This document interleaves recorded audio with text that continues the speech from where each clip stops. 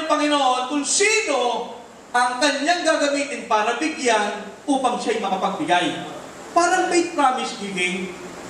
Hindi, ang giving sa ang faith promise, parang gano'n. Nagpili ka, Lord, give me this amount, and God will give it to you. Kapag binigay sa'yo ng Panginoon, ikaw, kung hindi ka nag-faith promise, pasok faith promise yung ginagamit niya dito. Kasi, sabi ko sa church, kapag hindi ka nag-faith promise commitment, hindi mo sinasabi sa Panginoon, Lord, gawin mo akong daluyan. Kasi ibibigay sa'yo ng Panginoon sa isang kamay, ibibigay mo naman sa missionary sa kabilang kamay. Na kapag hindi ka nag-take ng part, sabi, pastor, wala mo ibibigay. Hindi mo naintindihan eh. Kasi kapag ikaw ay nagbigay, magpapagamit ka, naghahanap ang Diyos na gagamitin. Ba't hindi ikaw? Bakit hindi ikaw, pag nag-pray ka, Lord, ako'y magbibigay, gusto kong makatulong sa aming project. So, ipag-pray natin na ikaw ay gamitin ng Diyos sapagkat siya'y magbibigay sa'yo kung ikaw naman ay magbibigay alam ng Panginoon.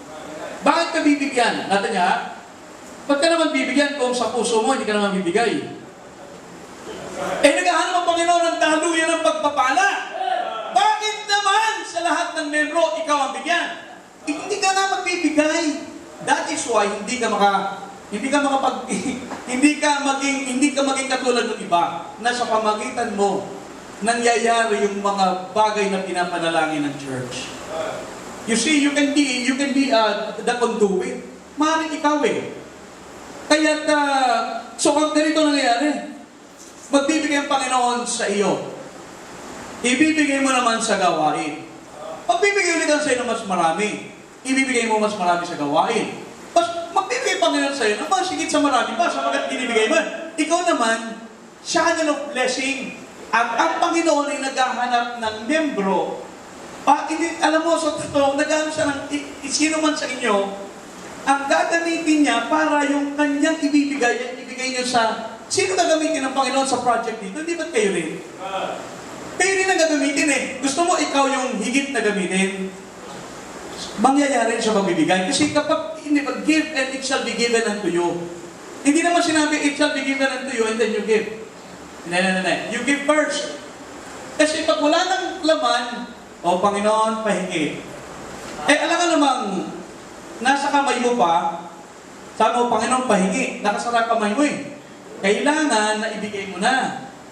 Kapag wala kang laman, Lord, wala na. Akin na. At yung bibigay ulit. So, ang Panginoon, sa prinsipyo ng pagbibigay, siya'y naghahanap sa atin na sino sa atin ang gagamitin niyang paraan. Mga kapatid, at sabi sa Matthew 6:33, but seek you first the kingdom of God and His righteousness, and all these things shall be added unto you. Kapag inuna mo ang Panginoon, idadagdag sa iyo ng Panginoon ang lahat ng ito. Ano yung mga bagay na yan? Yung mga bagay na sinasabi niya, food, shelter, and clothing. At marami pang iba ang kanyang ibibigay kapag inuna natin ang Diyos. Kaya mahalaga mga kapatid, ang ating treasure ay makalangit na treasure. At magbigay tayo sa kanyang gawain sapagkat pag tayo nagbigay, babalik ulit sa atin yun. Kaya minsan, bakit yung iba? Iba sa inyo, bakit hindi kayo tinatawag ng Panginoon sa ministry? Baka meron din na, nagpe-pray, Lord. Pero ba't di ka tinatawag? Kasi kahit tawagin ka, hindi ka naman susuko eh. Kasi naisip ko, hindi kaya ganun yun. Kung hindi ka susuko, ba't ka natawagin ng Diyos? Right. Di ba? Hindi ka magbibigay. Ba't ka naman bibigyan ng Diyos? Kasi parati na dapat, so wala akong talaga akong trabaho, wala talaga akong maibigay. Hindi kaya kung ang puso natin ay, Lord, ikaw ang una sa buhay ko. Di yung prinsipyo ng giving, gamitin mo. Magbigay ka at ikaw, bibigyan ulit. Kasi, ang problema, ayaw natin munang magbigay sapagkat natatakot tayo, hindi ka nga pababayaan ng Diyos eh. Hindi tayo pababayaan ng Panginoon. So, yun yung giving principle. Una, yung decision principle, you need to make a decision na ang iyong puhunan ay pangalangit na puhunan. Pangalawa, giving principle. Kapag ikaw ay nagbigay, siguradong ibabalik sa'yo. Now, yung number 3, parang number 2. The guaranteed return principle. The guaranteed return. Now, ang Panginoon gagarantiyahan naman na babalik talaga ng yung investment ko, babalik sa'yo. May mga investment na hindi bumabalik. ito sigurado babalik. Yun yung kanyang guaranteed return. Yung prinsipyo na siguradong babalik. Now, basahin ko sa inyo ilang mga talata. Proverbs 3:9. Proverbs 3:9, honor the Lord with thy substance and with the first fruit of all thine increase. So, verse 10, shall thy barns be filled with plenty, and the presses shall burst out with new wine. So, when you honor the Lord, verse 20, He will fill your barns with plenty. Maraming ibabalik sa iyo at tiyak na babalik. Sa Proverbs 8:17 hanggang 21, ang sabi niya sa verse 21, I will fill their treasures. Mga kapatid, kaya nang gawin ng Panginoon sapagkat Siya ang pinanggagalingan ng lahat na kayamanan. God is the source of all wealth. Di ba natin naalala nyo sa Deuteronomy 8:18, for He hath the power to give wealth. Di kapangyarihan ng Diyos magbigay ng wealth eh. I mean, kung gusto niya bigyan ka ng kayamanan, ay napakadali. Hindi napakahirap sa Panginoon kung gagawin niya. Because it is He that giveth power to get wealth. So if you will get wealth, it means because God gave you the power. Hindi ang nagbigay ng wealth sa iyo yung boss mo. O kaya naman yung talino mo, kaya ka nagkapera. Hindi sapagkat may pension plan ka o kaya yung mga magulang mo, binibigyan ka ng pera once in a while o meron kang business na magaling. Hindi. Merong ibang tao, magbigay man sa iyo ng kayamanan, Diyos pa rin ang pinanggalingan nun. Sapagkat He is the source of all wealth. Amen. You see, kaya nga, tayo kailangan malakas tayo sa Panginoon eh.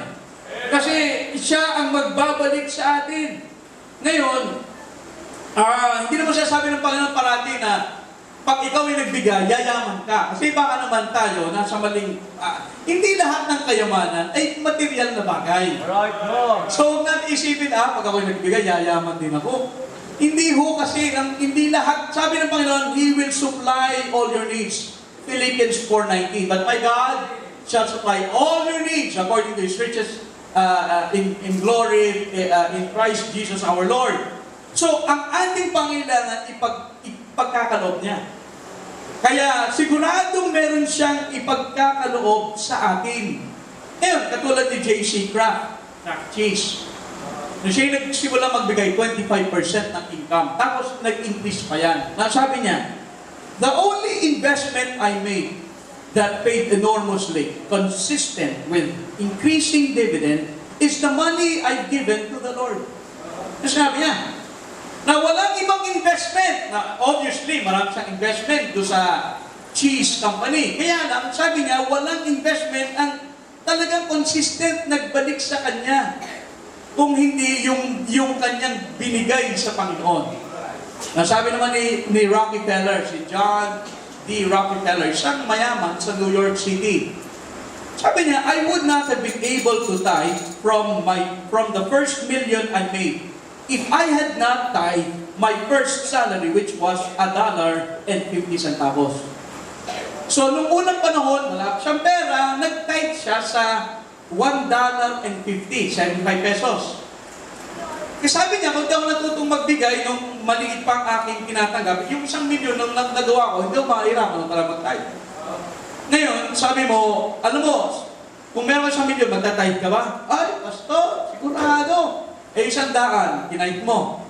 Itinanggap ko 100 sa linggo, nagtayit ka ba? You see, madaling sabihin eh. Pero nakikita natin yung prinsipyo na tayo ay, kung sa maliit ay pwedeng pagtiwalaan ka sa malaki. Di ba? Naalala niyo yung talents? Dahil sabi ni Pastor na, may talents yung isa binigyan ng 5, naglumago. Kanino binigay yung kinuha sa isa? Doon sa 5. So, pinapabura ng Panginoon yung marunong mamuhunan. Siya ang masiging pinalalago ng Diyos. Kaya alam mo, kapag tayo hindi marunong mamuhunan, paano tayo palalaguin?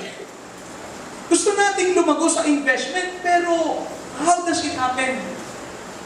Well, kailangan magtapat tayo, sabi ni Martin Luther.